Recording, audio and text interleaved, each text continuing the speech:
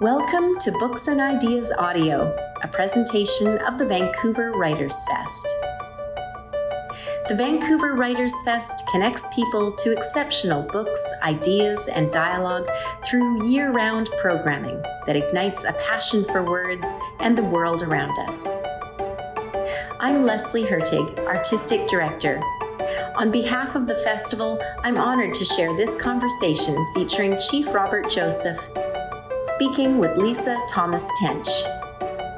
This event was recorded live on September 14th, 2022 at SFU Woodwards in downtown Vancouver. Special thanks to our event partners Massy Books and Raincoast Books. The Vancouver Writers Fest carries out its work, including this event you're about to listen to, on the unceded and ancestral territories of the Musqueam, Squamish, and Tsleil-Waututh First Nations. This event features Chief Robert Joseph, Hereditary Chief of the Gwawaenuk People, speaking with writer Lisa Thomas-Tench about his new book, Namwayut, A Pathway to Reconciliation. Good evening, everyone. How lovely to see you all here tonight. My name is Leslie Hertig, and I'm the Artistic Director at the Vancouver Writers Fest. And it's my pleasure to welcome you to this very special event celebrating Chief Robert Joseph and the publication of Namwayut, A Pathway to Reconciliation. We are very proud to present this event tonight in partnership with Massy Books and Raincoast Books. And we'd also like to acknowledge the wonderful Page 2 and Reconciliation Canada for their collaboration in putting on this event tonight.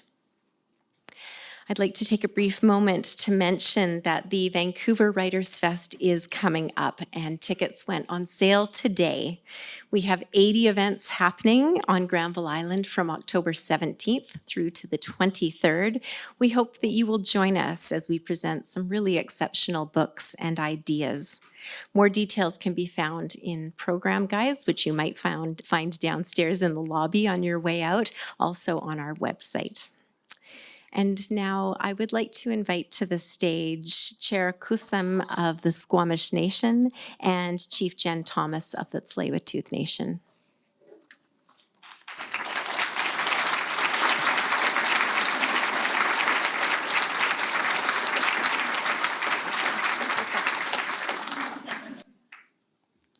Thank you. My name is Jen Thomas. My ancestral name is Galital Tanat. I am the elected chief of Tsleil-Waututh Nation. I just want to thank you all for coming tonight to share this special evening with Chief Robert Joseph. It's an honor to be here with you all. And I'm so excited to read the book. And I also just want to say a big thank you to Chief Robert Joseph for all the work that he's done and shared with our people. I think it's I'm just so honored to be here with them. Thank you.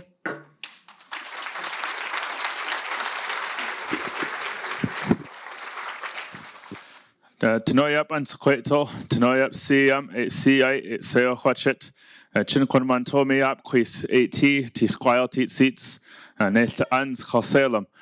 Chinwa Motnat Ealshin, with Chin. Nach se chwall wa amotnat aslahan et chomolston, ans schotmish, neil sol titameoch ta chomatsquim ol stalmoch et salewit ol stalmoch et schotmish ol stalmoch wa tinat eti, tomat tight, tomat chwetsi queans nachum. Amen a gela cast dauchula. Na nugo am tlakwasikan, gayut lanlach. Lisa Namgis. See if I can remember this one. Yo Weeksus. No. Some people got that joke. I just wanted to say welcome to each and every one of you in the language of the Squamish people. I'm really honored to be here with my respected relative, Chief Jen from the Tsleil-Waututh Nation. I'm elected chair for the Squamish Nation Council, and also really honored to be here to welcome you all to the territory of the Musqueam, Squamish, and Tsleil-Waututh Nations, but also to be here for this special event that I think is so exciting for all of us that are here, but all of us that are going to be able to not just read this wonderful literature, but to be able to read it and then to recommend it to 10 people and then have those people recommend it to 10 people and then continue on. Because I think the stories that we all have, but especially the voice of our leaders like Chief Bobby Joe is so important for people today, but for future generations, for all of us to learn from, and especially our elders, but so much of our elders who have done so much work for us as young people that we get to benefit from today. And I know I benefit from the leadership and the work that Chief Bobby Joe has done, and so many others do as well. And I switched into Kwakwala because I'm also Kwakwakiwak on my mother's side of a family, and Bobby Joe has taught me a few words here and there, and I'm really appreciative of that. It's one of our great language speakers of that speaks Kwakwala, that can Kwakwala. But also just really thinking of the care and kindness that Chief Bobby Joe has shown through the work that he does and the inspiration that he has. And, you know, he's kind of like there's probably different terms you could describe him as, but he's like, in my mind, he's like the godfather of reconciliation in this country. So.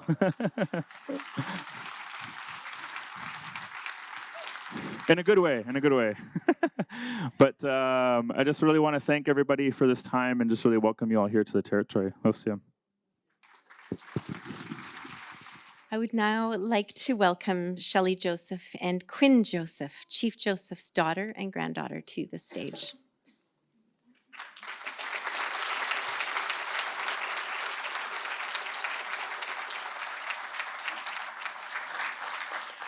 Gela Kesla, Nugwa Het Kwagila Ogwa Latinlacha Hegoms, Umpas Quin Kuligedzi Wakias. My traditional name is Het Kwagila Ogwa. My English name is Shelley Joseph. I am as it says in the book, the baby of Chief Robert Joseph. This is my firstborn, Quinquila Suwilok. This evening we're going to sing a love song.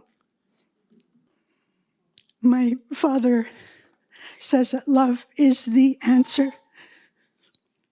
So I want each of us to, right now, all of us to collectively take a breath together and move into wherever love sits in you so that we're all in it together, okay? Let's take a deep breath in.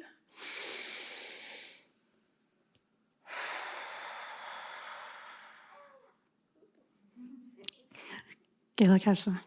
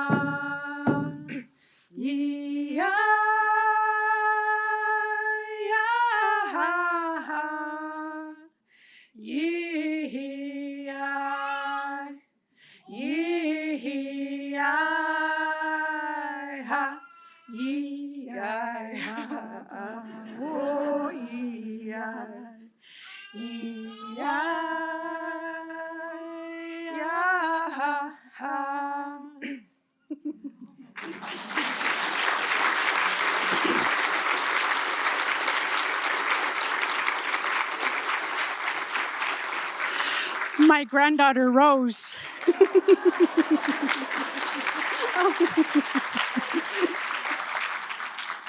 The message of that song is, so great is my love for you that I cry, my precious one. I know those of you who have your copy of the book, this is on the cover. Our relative, Andy Everson, is the artist for the cover. And if you read about my father's vision, his epiphany, this is how it translated into Andy's artwork. There's the Thunderbird, who is our first ancestor, and who my father's rightfully named after, Quinquin Kuligedzi Wakias.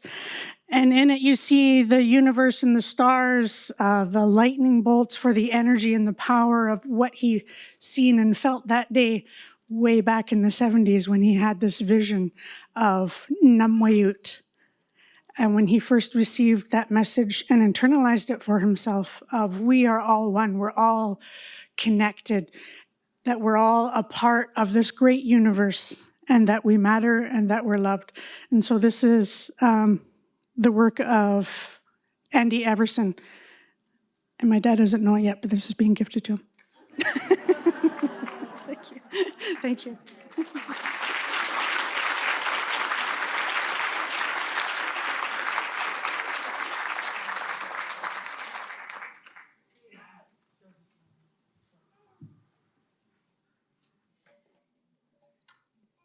Every moment of tonight is a great honor. I thank you, all four of you, for coming up here. And now on to the reason you are all here tonight. Our host tonight is Lisa Thomas-Tench. She is a writer and editor who has worked with authors such as Eckhart Tolle, His Holiness the Dalai Lama, Marianne Williamson, and others to refine and deliver their ideas to the world. She's an award-winning short story and poetry author, and also a UNESCO award winner for her work developing global peace-building education. Lisa is going to speak with Chief Joseph over the next hour and then turn the microphone over to you, our guests here this evening, to ask some questions of your own. At the end of the evening, Chief Joseph will be signing copies of the book on the main floor lobby. Chief Robert Joseph, OBC, OC, is a hereditary chief of the Gwawaenuk People, Ambassador for Reconciliation Canada, Chair of the Native American Leadership Alliance for Peace and Reconciliation, and the 2016 winner of the Inspired Lifetime Achievement Award. He has worked with social change leaders around the globe, including in South Africa, Israel, Japan, and the United States. He was executive director of the Indian Residential School Survivors Society, and he's an honorary witness to Canada's Truth and Reconciliation Commission. And this is his first book here to present to you tonight. Please welcome Chief Robert Joseph and Lisa Trenchard.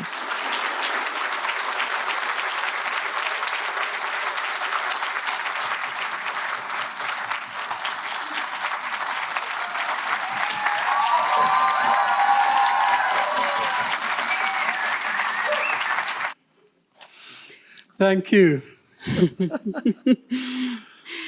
Thank you, everyone, for being here. It's an absolute honor, Chief Joseph, to sit on this stage with you tonight. And I just wanted to also honor together, maybe we can honor all the survivors who are also in the audience tonight. Thank you for joining us, and we welcome you. Did you see your gift? Oh, no. On the stand? Oh my God. Wow, that's beautiful. I think it's worthwhile starting out tonight with a discussion of the title of the book, Namwayut. And I thought maybe if you could start with enlightening us around what that word means to you. Yes. That word, Namwayut, is about us, all of us. People who live in one place, people who are neighbors, people who can agree and disagree, people who can differ, people who can exercise voice in contrast, because we truly are one, Namwayut. Namwayut is a Kwakwala word, and in ordinary times, it's a really straightforward, simple salutation. You meet a brother, a sister, a relative, or friend, or another human being, you say, Kila kasla Namwayut. Greetings, my relative. Namwayut, we are one. And that's the everyday interpretation of Namwayut, but it has as well a deep, deep significance and meaning.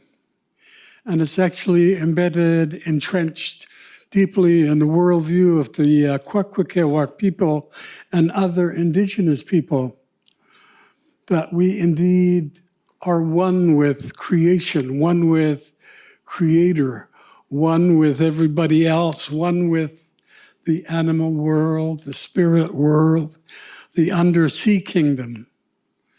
My granny, I used to go picking berries with my granny, and she would greet the berries, talk to the Creator and thank for the berries. And it was Namwayut. And there was a real sanctity about everything.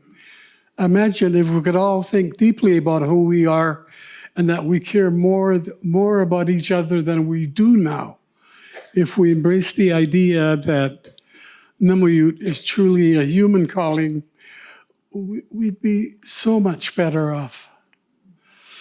And I think I mentioned it, there'd be a sanctity about everybody and everything. And we wouldn't be as mean to each other or misunderstanding each other as we do now. So, Kila Kesta Nathamut, Kila Kesta Namwayut. Thank you. Why did you want to write this book? How did this come up for you? A long time ago, way back in the late 60s and 70s, I wanted to write a book. It was that time when I was a fledgling reporter for the Vancouver Sun, and I started writing my book, except that I discovered I didn't have a story to tell yet. And it's really important for, I think, would-be authors, when you decide to write a book, your first book, make sure you have a story to tell. And what's really important by what I've just said is that I hadn't really lived long enough yet, or hadn't a life experience yet, where I was able to discern the kinds of friendship and relationship that I should have with others. Family, community, everything else. And so I set aside that early manuscript. It wasn't very, very much. And it wasn't until the beginning of COVID that I started thinking about this really important book. Because I had a sense that most of us who were having setbacks because of COVID, we're in a moment of deeper reflection than we have been before. And then I associated that with the process of reconciliation going on in the country. And I said, oh my goodness, this is a moment where I can write a book about reconciliation that might make sense to a whole lot of people who were searching and asking, what is this reconciliation? Can you tell me? Where do I start? What does it mean? What do I do? And suddenly I knew I had to write this book, not because I had the answers, but because I wanted to inspire those of you seeking answers to look, to seek your own right where you are, from where you're starting. And that was the first really important goal I had in mind for the book, that I was able to tell a narrative from a survivor perspective and an Indigenous point of view about what happened in our country, and trying to tell it in mutuality, not anger, not hatred, but trying to tell it so that all people, every race, every color, every creed, and I like to say that was listening, that we could talk about this between us without losing grip, and maybe beginning to think about what it is that reconciliation really meant and how we could reach out to each other, Indigenous people and non-Indigenous people. So that it was another reason for the book. And I discovered as I was going along that I was able to revisit my own life's journey. And in some ways it became therapeutic for me to think about all the things I had experienced, all the things that had puzzled me and I had no answers for. And I knew that in the telling of my narrative in a book, then I could share some of the thoughts about where we might start, where you might start as individuals or communities. Like it's really clear in the 94 calls to action, where there are ideas ready to advance and implement or grow and develop. And here's what I want to say as well. A reconciliation in this country will happen. And it's seen and exercised and practiced and applied through a multiplicity of lenses. Some are political, others are economic, and there's just so many lenses from which we can see reconciliation. But there was one that I really kept thinking about that was just as important of all of the other lenses, which is your lens, my lens. We, the people, ordinary folk, where you live and you work and you play, and it's not about title and rights or economic development or anything else, but how could we begin to look each other in the eye and ask, who am I? Who are you? What have we done to this point now that hasn't been a success at all?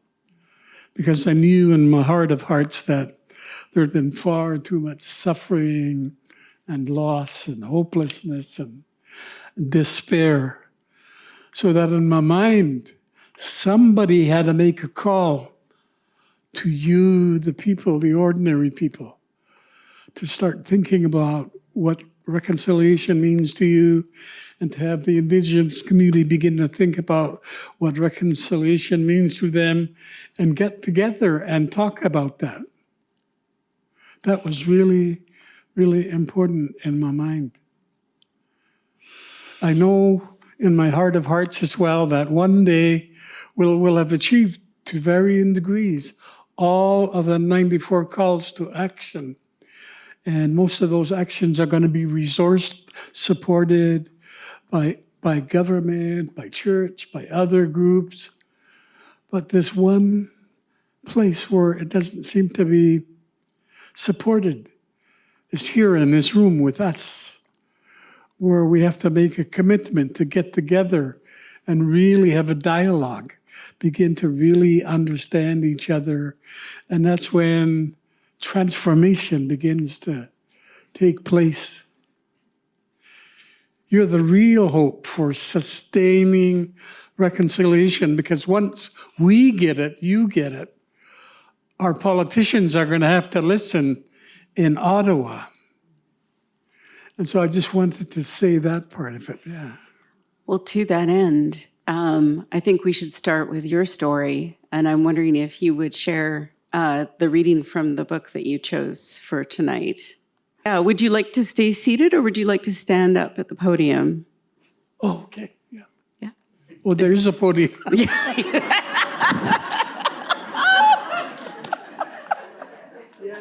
So I want to share the first chapter in this book, and I'll just give a little context.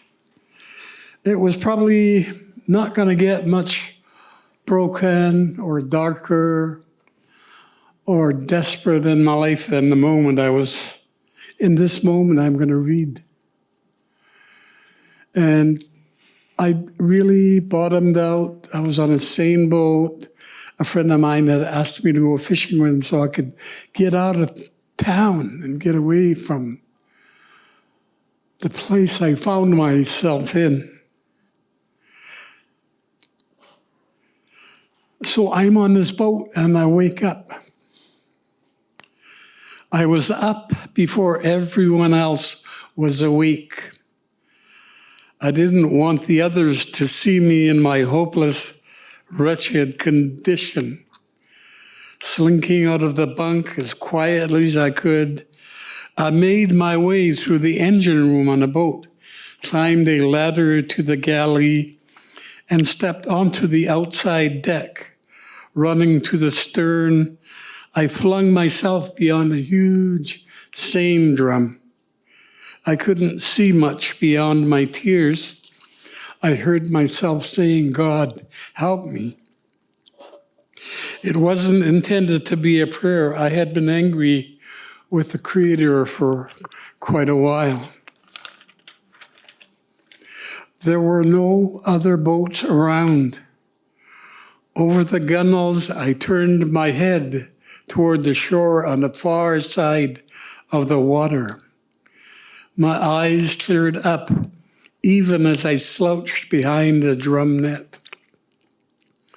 As I gazed out at the body of water from Greensea Bay, I knew what was intuitively unfolding before me was supernatural.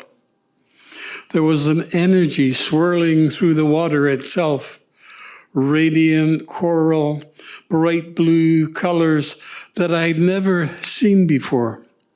All of the brilliant and dark shades of life together, limitless, unfolding beneath the waves. I lifted my head, staring at the forest of Vancouver Island in utter awe. The forest was rich and dense, its green foliage shimmering with the lightning bolts rippling through it from shadow to light.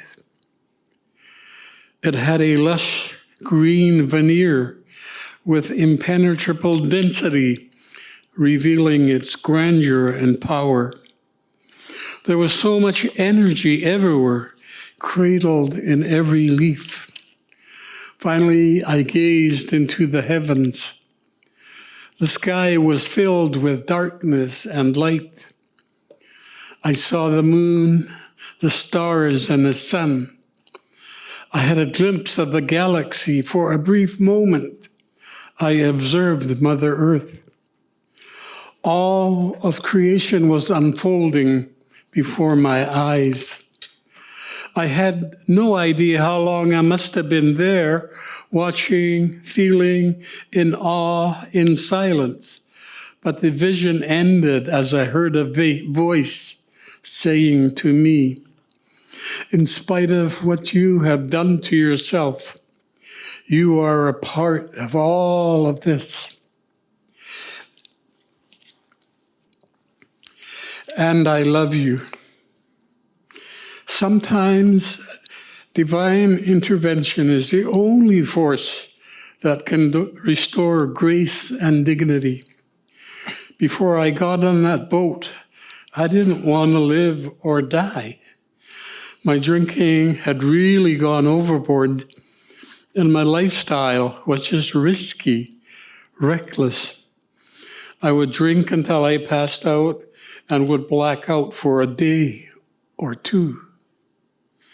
Up until that day, on the boat in 1975, I was haunted by my experiences of grave harm and loss during my almost 11 years at St. Michael's Indian Residential School in Alert Bay.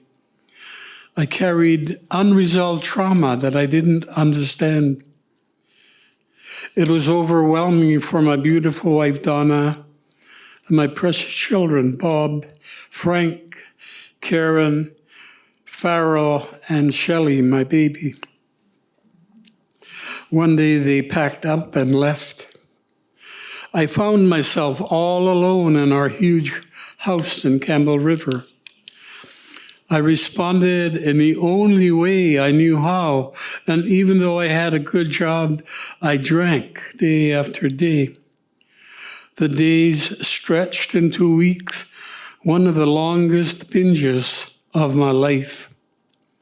I would go out as soon as the bars would open. Sometime in the late evening or early hours of the next morning, I would find myself back at home, lying on the bed in the bedroom at the front of the house, straining to hear my wife's footsteps returning home, trying to listen for the pitter-patter of my children in the hallway. There was only shattering silence. I would break down and sob myself to sleep. One day I was walking in a stupor downtown Campbell River. I ran into an old friend of mine, Sandy. I had been a crew member on a seine boat for a couple of seasons. "Wait up, Bob," he hollered. "I want to talk to you." I was reluctant to face him. Such was my shame and embarrassment at what I had become, so I kept walking. "I don't like what you're doing to yourself," Sandy said gently. "You should come fishing with me just to get out of town. You know where the boat's tied up, the Chief Y? It's still moored up in the same place, moored in the same place. Go directly down there and sleep it off. We'll pull out early in the morning." I don't know how or when I boarded Sandy's boat. The next morning, I opened my eyes and didn't know where I was. I remembered my meeting up with Sandy. The gravity of my predicament sank in. I was filled with self-loathing and self-pity. I was engulfed in a sense of darkness, and I smelled the foul booze oozing through my pores. When you're an alcoholic like I had become, you give up, you quit living. You don't want any relationships, not really, because you can't stand yourself. You can't stand anybody else. You don't want to expose your vulnerabilities to others. So you close in on yourself and you become isolated. You never trust yourself to get too close to other people. You want to be invisible. I was 6 years old when I got dropped off at St. Michael's. Like many children, too young to understand and cope with that experience. I happened to be a victim of all forms of abuse that took place there. 2 decades after I had graduated from the school, the same memories would return, and my tendency was to drink. Everything on the surface was going well, the job, the house, the family. On the surface, I wasn't feeling too badly about myself. But like a soldier coming back from war, I didn't know how to handle those flashbacks.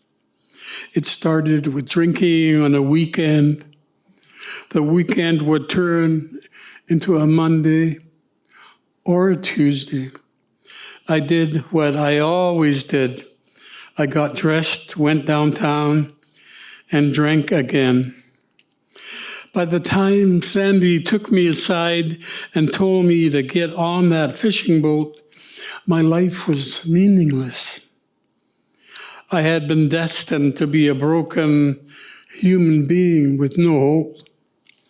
In that millisecond when I heard that voice telling me I was loved, I realized that I had given way to all of the hate, all of the cruelty and harm of residential schools.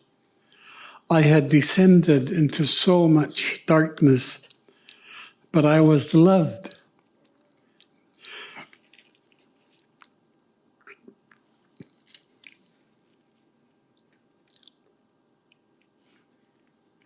I was loved.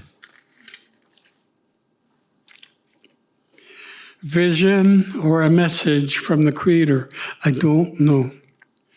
When I saw all of this brilliant universe and was told that I was a part of it, then I knew that I did belong somewhere. Even for people like me who descended into so much darkness, I suddenly knew that we could rise above the darkness to bring light to ourselves and also to others. Deep in the recesses of my mind, I accepted that even though I was very broken, ravaged by racism and personal denigration, this vision gave me the courage and the momentum I needed. This vision became ingrained in my deep consciousness. To acknowledge that I was me, that I was loved, that I belonged there, that I was connected to all these things, the ocean, the forests, the heavens. But old habits die hard. I crept back to my bunk and slept for a little while. Eventually, that day after we fished, we headed back to port. I borrowed a few dollars from each of our crew members with a clear intention to drink at one of the bars that evening. I found a bar.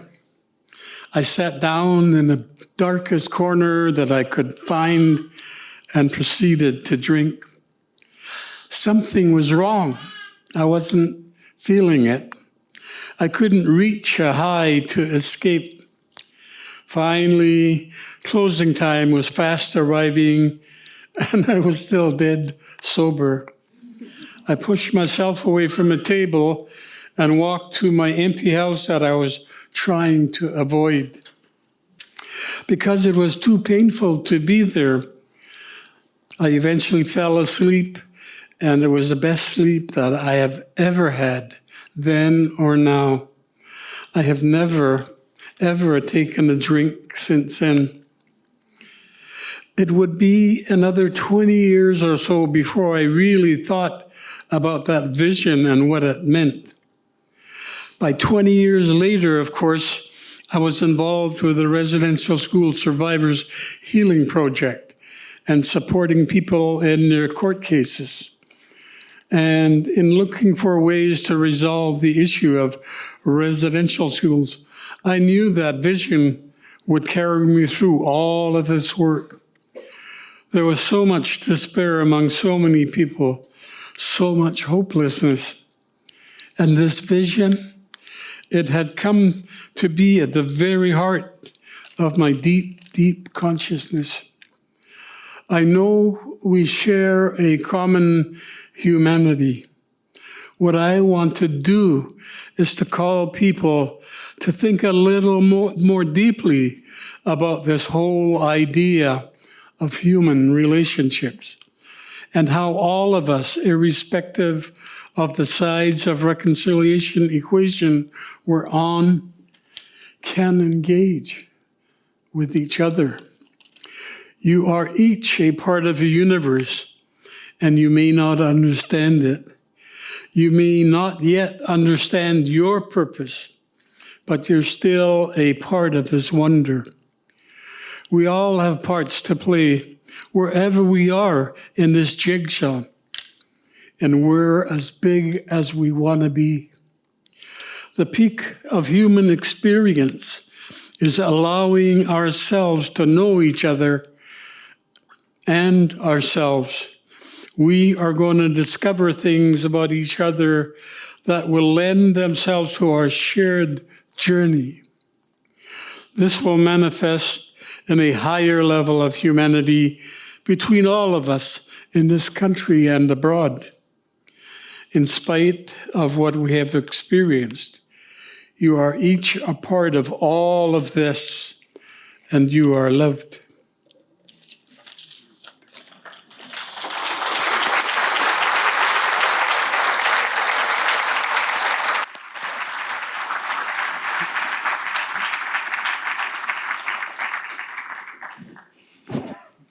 These chairs are very comfortable, by the way. I would highly recommend them.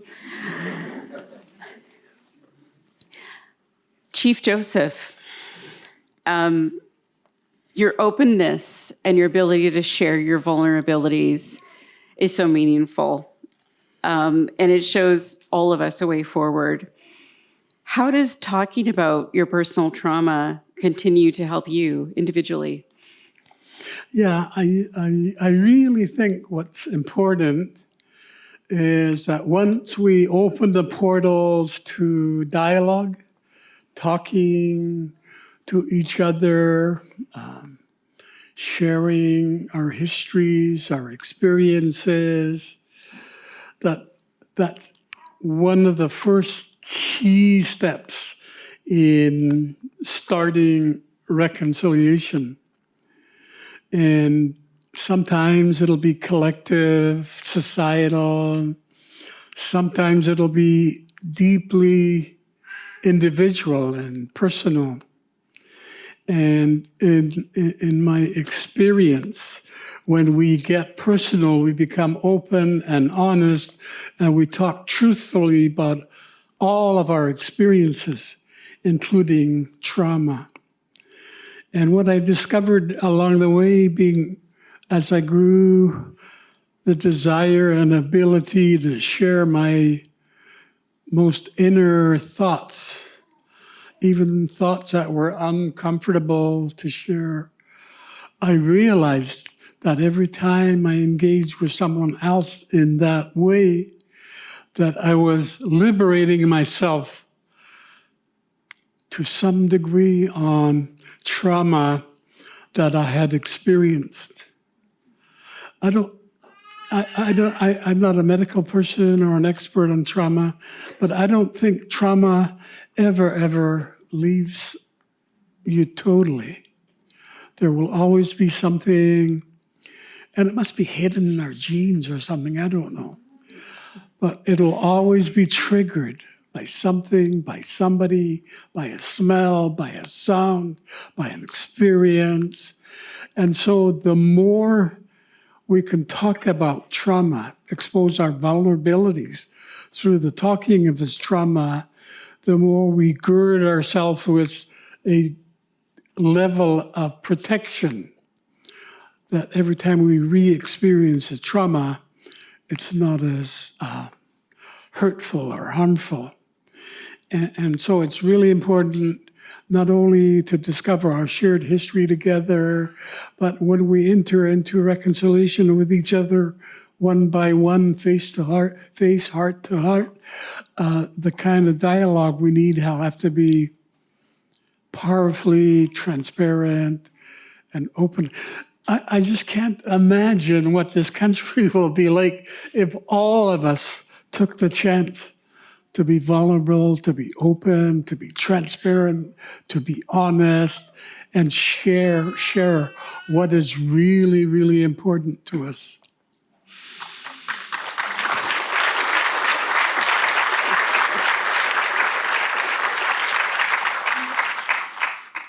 Despite all of the trauma, there's also a lot of beauty in this book, especially how you describe your early childhood in Kinkum, Gwawaenuk and Guilford Island, and your experiences at the Potlatch. Can you share a little bit more with the audience what that was like before you went to residential school? Yeah, it's my favorite time. I lived in, my friend Peter comes from there too, Classics. It's a midden, thousands of years old. And it's cradled by the forest behind it. The book says that too. The ocean in front of it. And it was our playground, our sanctity. It was so beautiful. The culture was strong, the language was strong. There were no others there yet. Just Musqueam people, Gwawaenuk people. And their worldview was still intact in practice. And one of the beauties of Gwawaenuk worldview was the absolute, total love they had for their children. They had magical names like Wajid, monumental one, Glugwe, supernatural gift, and other names to call us little kids in the village. And I felt so loved. I felt so connected and belonging to this community. And you know how we talk about it takes a village to raise a child. It was absolutely true in that circumstance. And as young as we were, as our minds hadn't yet been fully developed, we could sense that. Like love is a powerful force. And so all these parents and grandparents and uncles and aunts really knew how to give expression to love. And we got to go back to that, all of us, everybody in this room.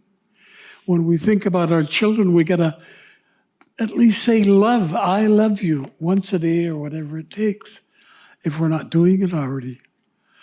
But to not only talk about it, to make sure that when our children are in hearing range, they feel it, they understand it, and they look for it, and it nurtures them through some of the little challenges that children have. And the culture was really strong. Like I was saying, we had a number of big houses. They're called longhouses and other places where we practice our faith and our worldview and our culture and our laws. They really were houses of parliament.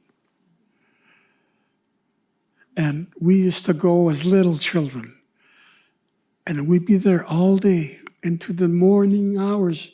And it's dark, and the only light in the place is the fire in the middle. And you could feel the magic and the wonder, the fear even of the wild man of the woods or the giantess of the woods, or the spirit of Gwawaenuk, the warrior spirit. And sometimes we would end up in masks ourselves, little children. And when I was writing this book, I was thinking about all those memories, and I remember being in masks a few times, and I could see through these little portals that were eyes in the mask. And here's what I felt. It was a parallel universe alongside the ordinary human universe with mom and dad and granny and grandpa and the family. Here was this other extension of the universe, parallel. And we had a sense, because all of the dances represented different elements in the universe. The fowl that fly, the fish that swim, the spirits in the spirit world. And we had masks for all of these, and they were intended, and they achieved their purpose in convincing us that indeed creation was one, interconnected. And it slowly seeped into our minds that we had a responsibility to each other. Those awesome dancers who were dancing an animal, a grizzly bear, or the mighty killer whale, or the thunderbird, the mythical thunderbird. And it was so beautiful. It was like real living a fairy tale. And yet all of it was equally important, and we were learning important values and principles that nobody even had to speak about. We could kind of discern the interconnectivity of the universe, so to speak.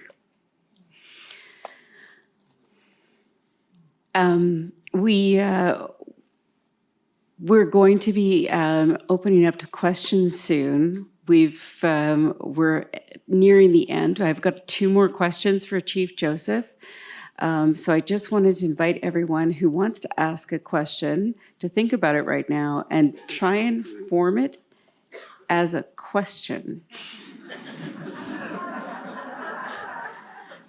That's your assignment.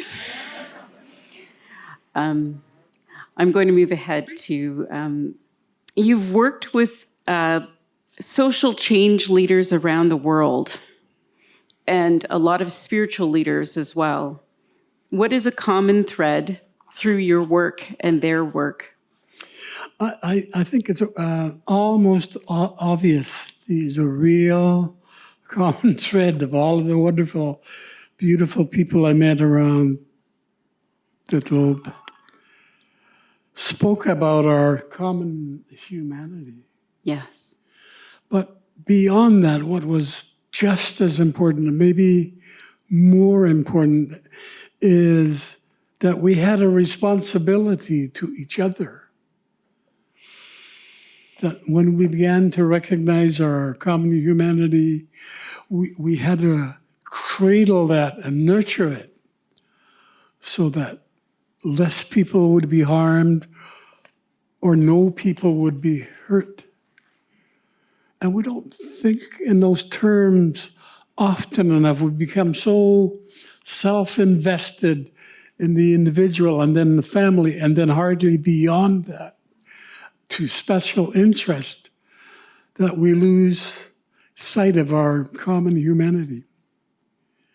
Everybody in this room has value and yearns to belong and be connected and be a part of each other. And we don't spend enough time doing that anymore. And so we get back to this idea that dialogue and telling our stories is paramount. As soon as we stop telling our stories and other people can't understand us anymore, the walls of discrimination and prejudice and hatred begin to come up again. And so we got to tell our stories to each other. Mom and Dad in this audience tonight, if you've been quiet with each other and don't trust each other anymore, or for whatever reason you're not telling each other what's important to you, how are we going to maintain the relationships that you need between yourselves if you don't talk to each other? So you've got to develop trust, a real willingness to listen and love fiercely. Your daughter, your friend, your neighbor. Learn to love like you've never loved before. One thing that you've taught me, Chief Joseph, is to live in my highest integrity and to aim for that highest self. You offer up a new covenant for all of humanity at the end of this book, and one that brings hope. But it also asks us to look at ourselves and our lives differently. What do you think is the first step that each of us can take towards social change? Yeah, I think, excuse me, when I think about social change, the very first thing I think that we should do is say that whatever social change is to you, it begins with you, like everything else. If you don't think about social change, you will never be a part of social change. So think about it. Be willing to admit to your shortcomings, our failures, the things that hurt us, and commit to doing something about it. Like racism, for instance. All of us in this room probably know that racism exists here right in this country. But we can't just think about it if we want to be better. We got to do something about it. We can't wait for my friend Peter to do anything about it, or some of my friend Gibby way up there. We can't wait for them to do it. They got to start, and you got to start, and we got to start, right? And some of the responses we need have to become impulsive now to social change. Don't wait until we intellectually are ready and we have the perfect definition for what social change is. Just learn to look each other in the eye, give a nod, acknowledge each other's humanity. Say you love each other, or you care, or you have compassion, or you ask, how can I help you? We've got to make connection now. I think we're in this new time where we really have to bring about the changes that are needed around the globe, for that matter, not just us in this country. Thank you. I'm going to invite questions from the audience. We've got only about 15 minutes because it's been a lovely... Gibby, would you like to ask a question? Just knowing Gigame for so many years, going from transition to where he is today, I guess I got to use his thunder stick. I just want to express to you my love for you. For you, you're my great friend. Anything you need, I have. It's yours. That's all I want to say.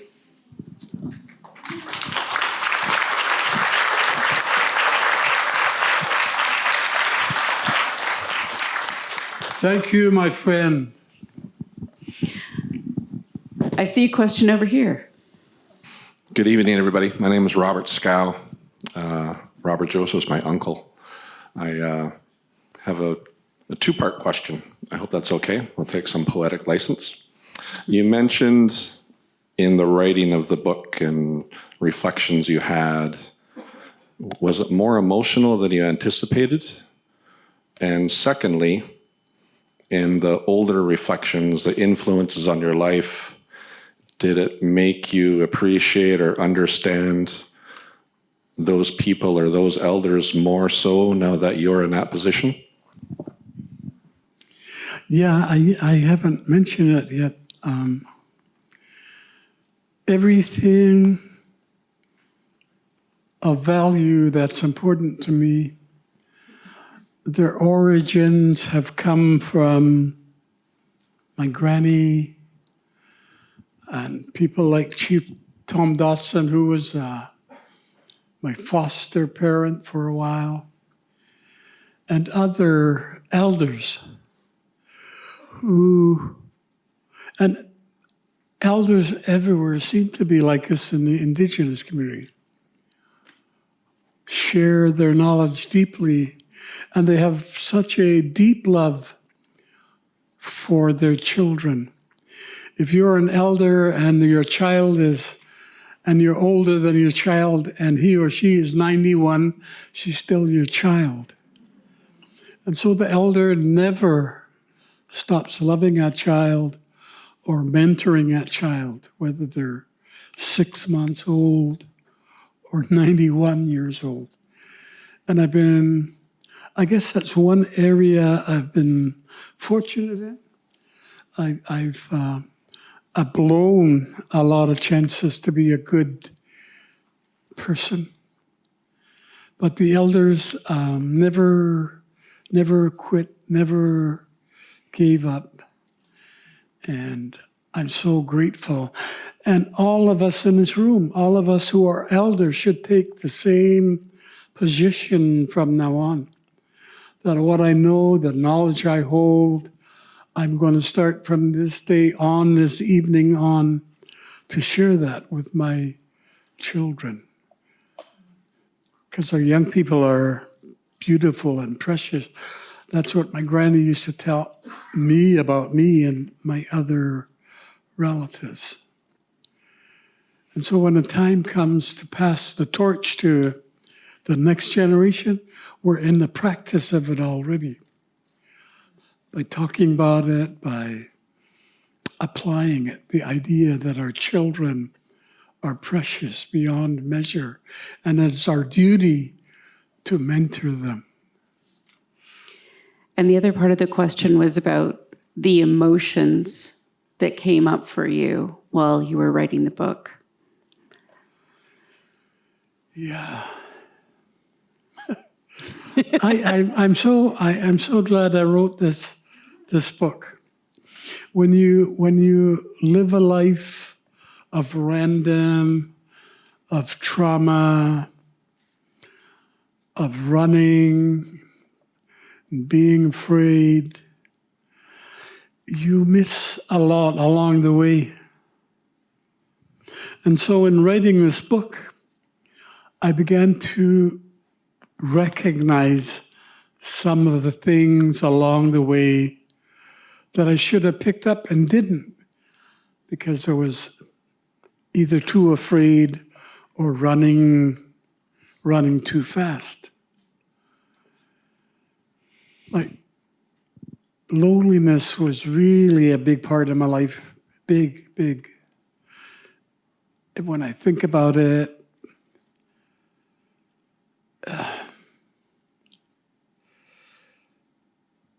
I don't know if there's a worse emotion than deep loneliness, sustained, perpetual loneliness. And so when writing the book, I remembered some of those moments. And as I was remembering those moments, I began to think about how I could have avoided them, or how I can avoid them now if I found lonely moments of aloneness, of separation, of isolation. And it's so important, especially when you get older, you start to grow old and you want to isolate and you're not mobile, you're not getting around and meeting people anymore. You've got to be confronted with this new wall of loneliness that springs up ever so often now. And you don't want to do anything about it because you're afraid. Maybe you don't hear well. Or maybe you're mobile and you don't want to show people your totter now. And so I'm beginning to learn some tricks on how to respond to my current fears and setbacks and things like that. So writing the book, I think I revisited every facet of my life. Yeah, it was really, really rewarding. I found out that I could love myself, and I could have loved myself earlier if I knew then what I know now. Thank you. Oh my goodness.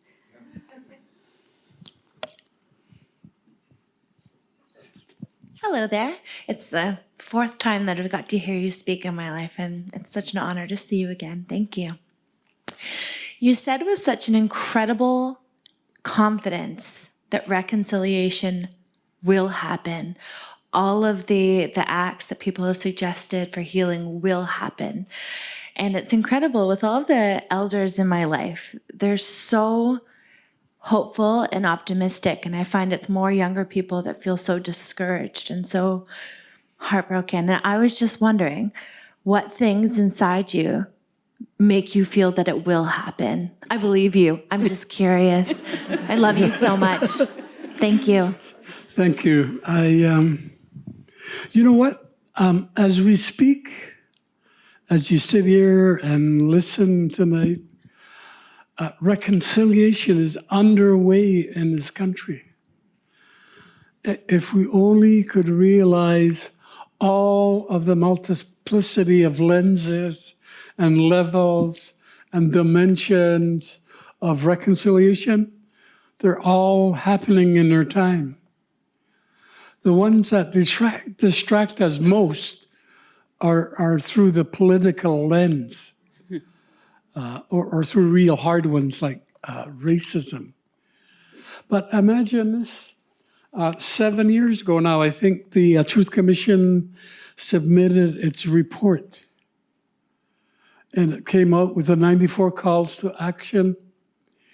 And shortly after the commission submitted its report, 7 out of 10 Canadians, in spite of the characterization genocide, said they wanted to reconcile with Indigenous people.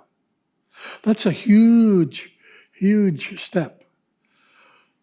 Canadians can still be looking at us through the old lens of absolute colonialism yet, but here they're asking, now that we know what we know, what can we do about reconciliation?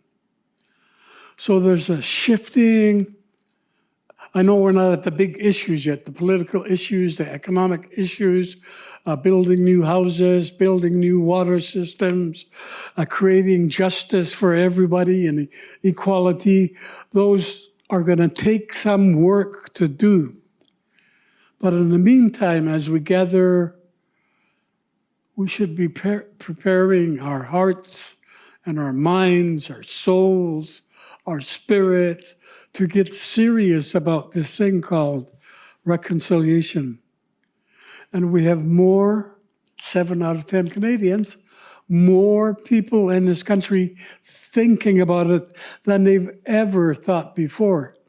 For all the Indigenous people, before that, we were dismissed, we're marginalized. There was even the specter of genocide. But we're in a moment in time now where there's a shift in consciousness, I believe, that's going to allow us to have open, transparent dialogue, that we're really beginning to change how we see each other. And that's so important that we don't count it. It's the most important element of all of reconciliation. This beginning where we begin to acknowledge each other, acknowledge our common humanity. So it's underway as we speak. And I don't think it'll ever go back to where it was. I think we achieved this level. It's not going to diminish.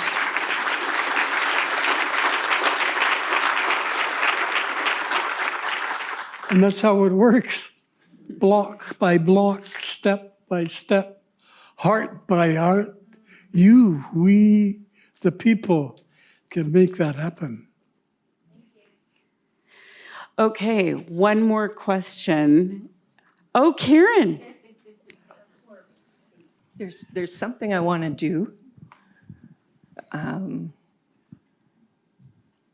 as an acknowledgement to the love that you spoke about earlier from the elders that guided you, that for whom you were the supernatural gift, and how they return that love to you.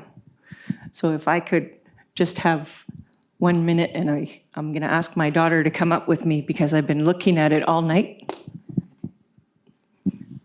Because when he talks about reconciliation, he talks about it. You see him today and he's pretty darn perfect, but it hasn't always been that way. And he talked about his grandfathers and his grandmothers and his aunties and his uncles and the love that they had for him. And we put it down here. Somebody asked me what that was. On the bottom, that's the sisios. This is the blankets. This is a crest that he was given when he was asked to take that leadership position, in spite of everything he had done. And it's an acknowledgement of the good and the bad in all of us. And it's about recognizing that we're supernatural in that imperfect, what we think is imperfect state. And so Dadal, this was created for him by his aunties. When he took his chieftainship, they stood him up in that little midden, even though we didn't have a big house, and they sewed this by hand in those little places the first time they asked him to be a leader. And this is what they blanketed him with, and this is what they acknowledged in him. So, Father, if you could please stand up. See, I got a teeter-totter. That's all right, I'm trying to swing while I'm teeter-tottering.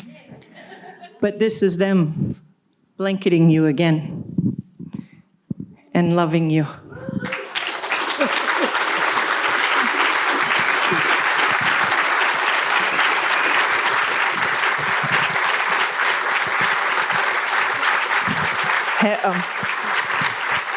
She said to stay standing up. Yeah. I think I was going to say, actually, Karen and Sadie, can you stay on the stage? Because it's Chief Joseph's birthday tomorrow. He's turning 39, you know. So we're going to invite his family up to sing a celebration song for him.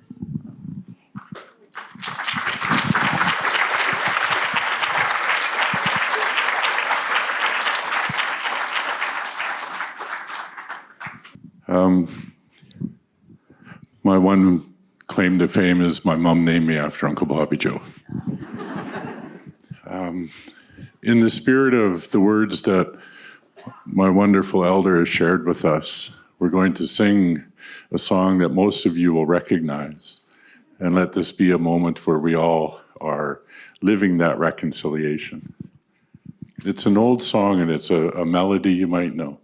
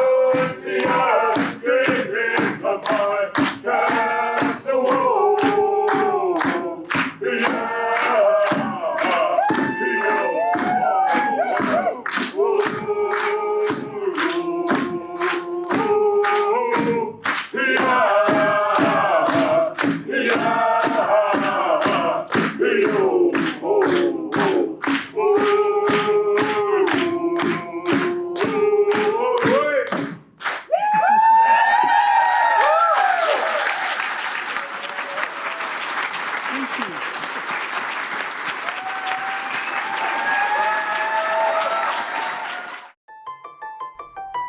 You have been listening to Books and Ideas Audio, a presentation of the Vancouver Writers Fest. To hear more events like this one, please visit our website at writersfest.bc.ca.